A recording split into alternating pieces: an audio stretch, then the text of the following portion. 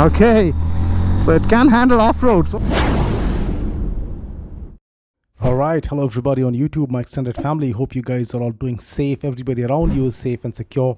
Now, first of all, before we begin the video, a heartfelt thanks to every one of you for your love and encouragement. We are now more than 1,000 member strong family on YouTube, so thank you very much from the bottom of my heart. Now, surprisingly, it took a lot of time for the dealerships in Bangalore to get the FZX. It has just come a day back, and today we are here at the Motor World dealership, which is located at Bomnali Junction. So let's take a closer look at what this bike is. We will not spend a lot of time in going through every single detail, because I'm sure most of you are already aware of it, but still, let's go through it quickly, and in case if you want to skip, you can directly skip to the right part of the video. So let's take a look at the changes. What's new? The front is new, so the headlight assembly is completely new. The outer circumference contains the DRLs and it has 2 intensity levels. The projector light that's in the middle right here, it's taken from the FZ25 and the MT15. So this has both the low and high beam functionality. The front mud fender is new. The mud fender stay is new. It also comes with this fork boots to give it a slightly more retro look. And this underbelly cover thing, that's also new. It's in metal now, and the design is new as well. The fuel tank is newly designed and it's all metal, which is first thing to see in FZ, because all the FZ series that we have here in India, be it the FZ16 or S or 25, they all have fiber fuel tanks. The outer cover is fiber, but this thing is completely metal, and this is a beautiful touch done by Yamaha. And normally you will see the metal fuel tanks made out of one big sheet metal, but then you will not see this plastic part, and it's a beautiful touch, as I said, especially with the offset fuel filler cap. It gives a good look to the motorcycle. It adds more premium feel. And in terms of premiumness, as you would expect it from any Yamaha product, the fit and finish, the quality of plastic, fiber, the switch gear, it's all top notch. So the side panels on this thing are new as well, and this is up to where this bike looks really handsome, looks very good. Somehow I am not a big fan of the way they have designed the rear part of it, primarily the seat and this pillion grab rail. I think they could have done slightly better job in designing this whole sub part of the rear part of it. And there is another surprising thing, that the headlight is LED, the tail lamp is LEDs, and Yamaha has not given LED blinkers. It's still a bulb type that you would get on FZ. Of course, the LED blinkers are available as an accessory and you can buy it later on, but I think bringing that with the stock would have been much more better. And on similar lines, I have one more complaint, that is with the fuel tank size. This is only a 10-liter fuel tank. I think a 12 or 14 would have made more sense, but again, the way they have designed it, I think they found that 10 liter should be optimal to go with the design and the entire the logic of the bike itself. So most of the components of this bike are shared with FZ16. So the swing arm, the engine, the frame, the subframe, the suspension, the wheels, they are all exactly the same as FZ16.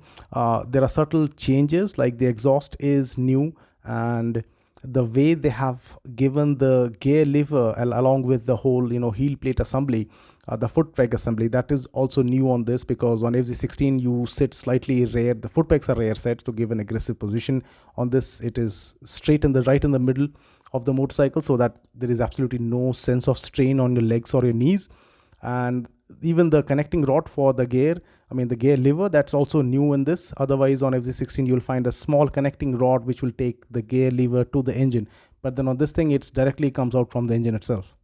And finally, the last change that they have given on this is the new instrument console. So this is brand new. It is bigger and it gives you more information. It's more easy to read. Again, it has the Bluetooth connectivity as well, the way the FZX also gets it. So overall, a beautiful looking bike. And now let's go and ride this thing and see how it feels to ride.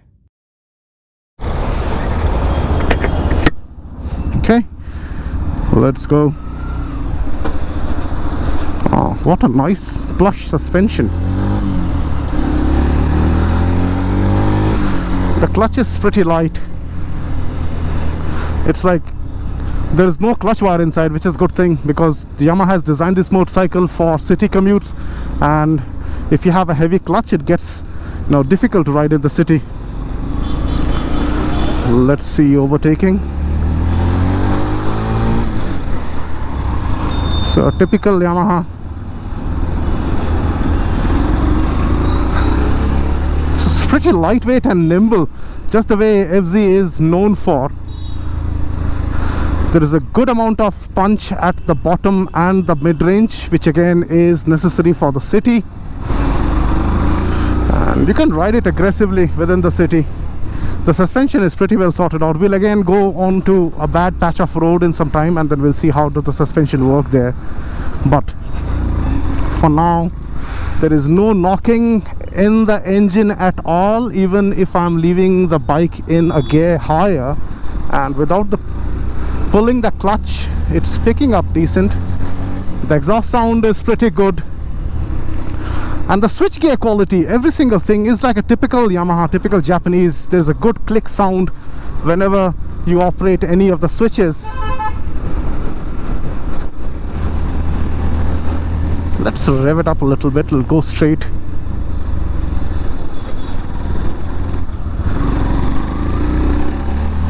Let's rev it.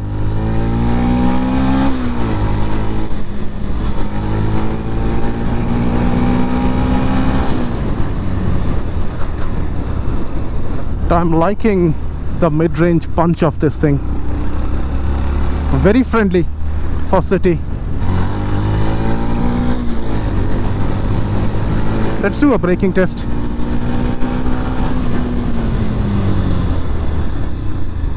Okay, so it takes no time to come to a halt.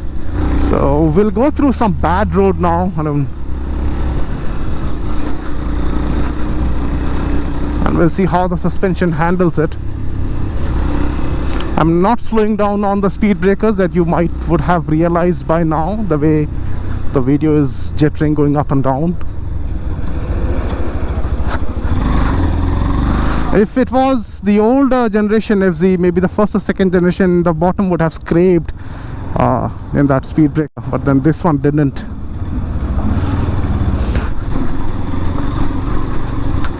So as you can see, there is literally no road here. We are not slowing down. We are carrying a decent enough speed. The brakes are very confidence inspiring.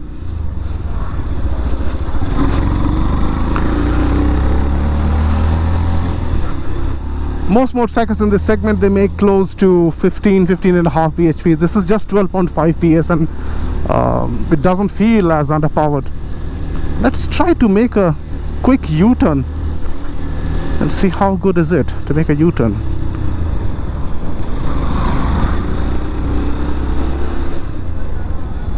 Let's see it here. We'll take a quick right turn. Okay, it's easy. We can just lean the bike and take a turn. Pretty simple. Another truck. And let's do some nasty stuff. You know, stand up on the pegs. Can we stand? Yes. Oh no, it's not very friendly for standing.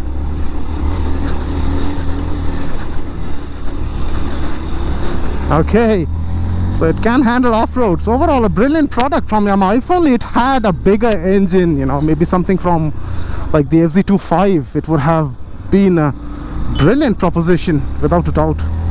But as it is, a 150cc trusted, tried and trusted engine from Yamaha. It's doing pretty good. I'm happy with the bike. And now the point is, should I be buying it?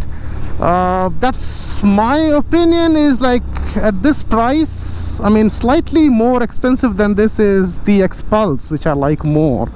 I might prefer buying X-Pulse because that will be more you know, purposeful.